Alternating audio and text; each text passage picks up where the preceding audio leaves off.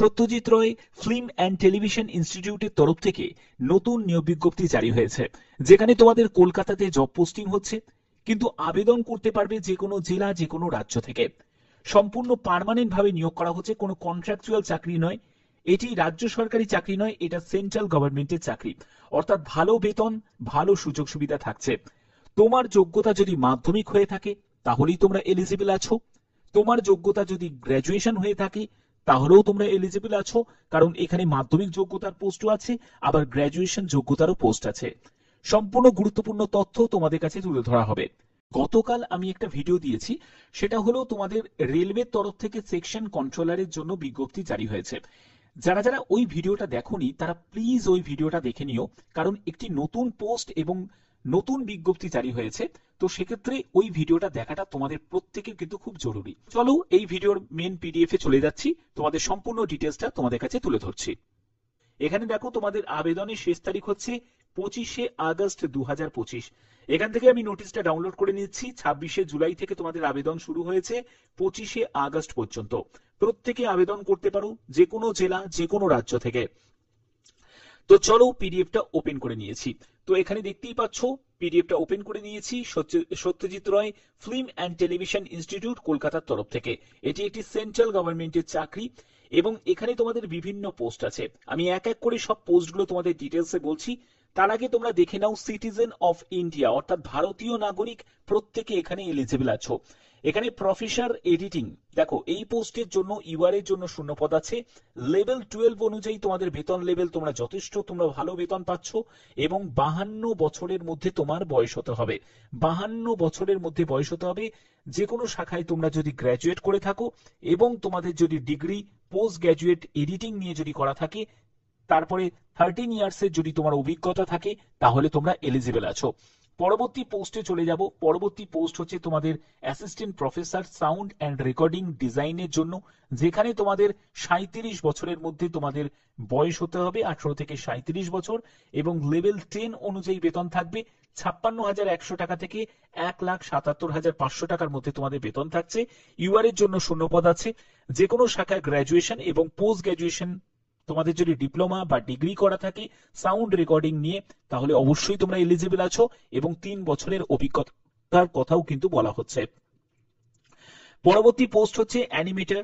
Animator পোস্টের জন্য যদি আবেদন করতে চাও, এখানেও তোমাদের 32 বছরের মধ্যে তোমার বয়স হতে হবে এবং এখানে তোমাদের ডিগ্রি অফ ফাইন আর্টস নিয়ে যদি ডিগ্রি করা থাকে তাহলে আবেদন করতে পারো। সার্টিফিকেট বা ডিপ্লোমা যদি 3D অ্যানিমেশন নিয়ে করা থাকে তাহলেও তোমরা এলিজিবল আছো। পরবর্তী তোমাদের 3 বছরের অভিজ্ঞতার কথা বলা হচ্ছে। এর পরবর্তী পোস্ট হচ্ছে দেখো পার্সোনাল অ্যাসিস্ট্যান্ট। এই পোস্টের জন্য তোমাদের বেতন লেভেল তোমরা দেখতেই পাচ্ছ, লেভেল 6 অনুযায়ী তোমাদের বেতন থাকছে। রিকগনাইজ ইউনিভার্সিটি থেকে স্টেনোগ্রাফি ব্যাপারে যদি তোমাদের ডিগ্রি করা থাকে এবং তোমাদের স্পিডের ব্যাপারটা বলেই দিয়েছে, English short hand and type writing এর তোমাদের স্পিড থাকতে হবে এবং কম্পিউটারে নলেজ থাকতে হবে। পরবর্তী তোমাদের পোস্টের দিকে চলে যাচ্ছি। পরবর্তী পোস্ট হচ্ছে ক্যামেরা অ্যাসিস্ট্যান্ট। এই পোস্টের জন্য কিন্তু ইউআর এর জন্য শূন্যপদ আছে। লেভেল 4 অনুযায়ী 25,500 টাকা থেকে 81,100 টাকার মধ্যে বেতন থাকবে। 18 থেকে 27 বছরের মধ্যে তোমার বয়স হতে হবে। এখানে তোমাদের এজ রিল্যাক্সেশনের ব্যাপারটা নিয়ে কিছু বলার নেই, কারণ যেহেতু শূন্যপদ ইউআর এর জন্য আছে, তো সেক্ষেত্রে এসসি, এসটি, ওবিসি প্রত্যেকে কিন্তু এলিজিবল আছো। এবং এখানে যোগ্যতা হলো তোমাদের 10th পাস যোগ্যতা চাওয়া হয়েছে এবং 3 বছরের অভিজ্ঞতার কথা বলা হচ্ছে ক্যামেরা অ্যাটেন্ডেন্ট পোস্টে। পরবর্তী পোস্ট হচ্ছে প্রজেকশন অ্যাসিস্ট্যান্ট। এই পোস্টের জন্য যদি আবেদন করতে চাও, তোমাদের এখানে দেখো ইউআর এর জন্য ভ্যাকেন্সি লেভেল 2 অনুযায়ী 19,900 টাকা থেকে 63,200 টাকার মধ্যে বেতন থাকবে। 18 থেকে 27 বছরের মধ্যে তোমার বয়স হতে হবে। মাধ্যমিক পাস যোগ্যতা প্রয়োজন। সার্টিফিকেট ইন, তোমাদের যদি লাইসেন্স থাকে, কম্পিটেন্স অর লাইসেন্স যদি থাকে তাহলে অবশ্যই আবেদন করতে পারো এবং তোমাদের আরো 3 বছরের অভিজ্ঞতার কথাও কিন্তু এখানে উল্লেখ করা হয়েছে। বাদ বাকি দেখো এই হচ্ছে তোমাদের সম্পূর্ণ ডিটেলস। তারপরে লাইটিং অ্যাসিস্ট্যান্ট, এই পোস্টের জন্য কিন্তু সেই মাধ্যমিক পাস যোগ্যতাই চাওয়া হয়েছে এবং তোমাদের অবশ্যই ওয়ার্কিং নলেজ কিন্তু তোমাদের থাকতে হবে। 18 থেকে 27 বছরের মধ্যে তোমার বয়স হতে হবে। লেভেল 2 অনুযায়ী বেতন পাবে। ইউআর এর জন্য শূন্যপদ দেওয়া আছে। এর পরবর্তী দেখো তোমাদের কি কি বলা হয়েছে। যেখানে তোমাদের আবেদনমূলক কত টাকা লাগবে এবং অ্যাপ্লিকেশন ফর্মের যে লিঙ্ক তোমরা এখান থেকে যেটা দেখতে পাচ্ছ এই লিঙ্কে গিয়ে ক্লিক করেই তোমাদের আবেদন তোমাদের জমা করতে হবে। এবং তোমাদের আবেদনপত্র জমা করার সাথে সাথে তোমাদের আবেদন মূল্যের ক্ষেত্রে বলে রাখি যে ইচ পোস্ট, যদি তুমি একাধিক পোস্টের জন্য আবেদন করো তাহলে তোমাদের সেপারেট ভাবে তোমাদের আবেদন মূল্য জমা দিতে হবে, যেখানে 1200 টাকা করে তোমাদের লাগছে আবেদন মূল্য।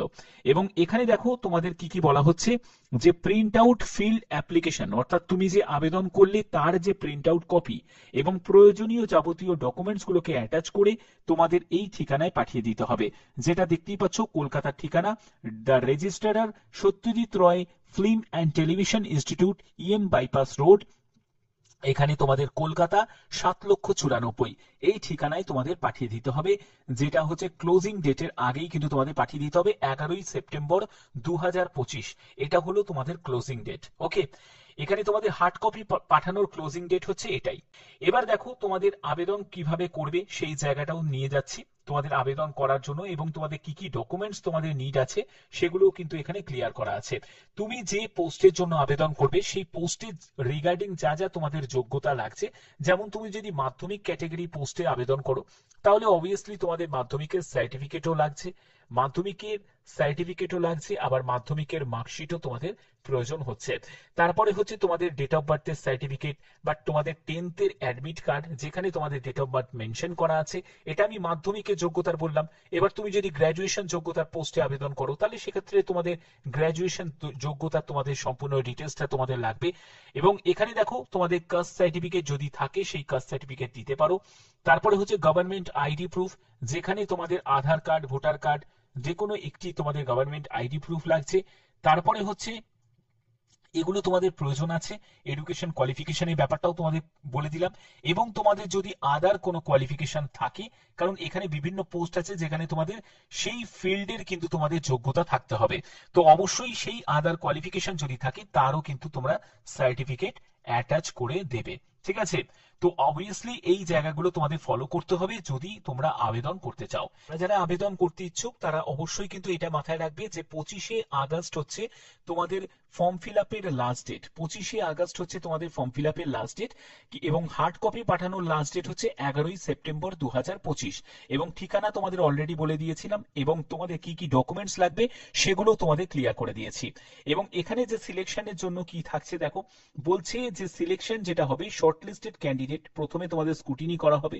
শর্টলিস্টেড যারা ক্যান্ডিডেট তাদেরকে রিটিন এক্সামের জন্য ডাকা হবে, তারপরে ট্রেড টেস্ট হবে এবং পরবর্তী সময় তোমাদের ইন্টারভিউ হবে। তবে সব পোস্টের জন্য ইন্টারভিউ থাকবে না, কিছু পোস্ট আছে যেগুলোর জন্য কোনো রকম ইন্টারভিউ না হওয়ার সম্ভাবনা রয়েছে, কারণ এমন অনেক পোস্ট আছে যেগুলো তোমাদের গ্রুপ সি বা গ্রুপ ডি ক্যাটাগরির মধ্যে পড়ছে, যেগুলো মাধ্যমিক স্ট্যান্ডার্ডের পোস্ট। আর তোমরা জানো মাধ্যমিক স্ট্যান্ডার্ডে group C group D category পোস্টের জন্য কোনো রকম ইন্টারভিউ হয় না, যেহেতু এটা একটা সেন্ট্রাল গভর্নমেন্টের চাকরি।